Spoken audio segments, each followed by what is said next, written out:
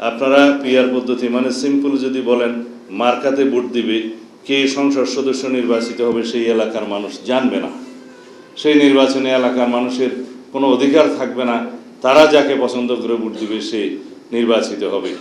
নির্বাচন করবে কে, মার্কাতে ভোট পড়বে, নির্বাচিত হবেন যিনি, তিনি কেবল দলের কেন্দ্রীয় নেতৃত্ব কর্তৃক নির্বাচিত হবেন।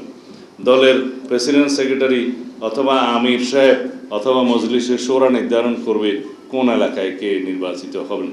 সেই হিসাবে বাংলাদেশের মানুষের গণতান্ত্রিক অধিকার তো নিশ্চিত হলো না। সেই পদ্ধতিকে আমরা চাই। বাংলাদেশের মানুষ যেই পদ্ধতি 56% মানুষ বলে বুঝেই না, সেই পদ্ধতিকে আমরা চাইতে পারি না। তো সুতরাং এই সমস্ত কথাবার্তা বলে জাতিকে বিভ্রান্ত করার চেষ্টা না করাই উচিত। যে পদ্ধতিতে আপনি যাকে আপনার প্রতিনিধিকে ভোট দেওয়ার জন্য বর্তমানে সংবিধান স্বীকৃত আর্টিকেল 65 সাবসেকশন 2 অনুসারে বলা আছে যে প্রত্যেকটা আঞ্চলিক নির্বাচনী এলাকার জন্য জনগণের প্রত্যক্ষ ভোটে নির্বাচিত 300 সংসদ সদস্য লইয়া জাতীয় সংসদ গঠিত হইবে।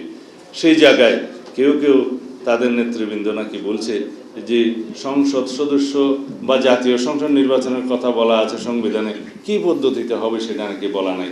বলেই তো দিলাম, অনেক জায়গায় পড়ে দেখতে পারেন। বলছে পিআরে হবে না অন্যভাবে হবে, সেটা নাকি বলা নাই, স্পষ্ট বলা আছে।